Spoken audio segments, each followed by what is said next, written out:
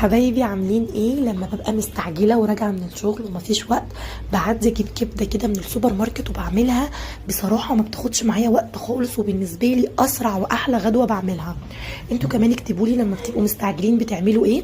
انا بجيب الكبده وبتبلها تتبيله سريعه كده وبقطعها، وبعدين على طول ما بسيبهاش ربع ساعه، بعمل شويه رز ابيض جنبها او بناكلها بعيش وطحينه. شايفين بقى العظمه شكلها حلو ازاي؟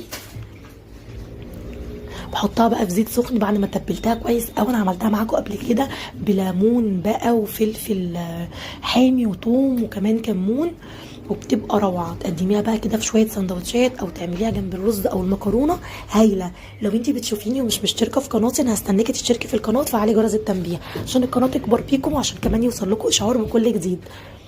ان شاء الله الفيديو يكون عجبكم، اشوفكم على خير ان شاء الله في فيديو جديد، وما تنسيش تعملي اشتراك للقناه، وباي باي.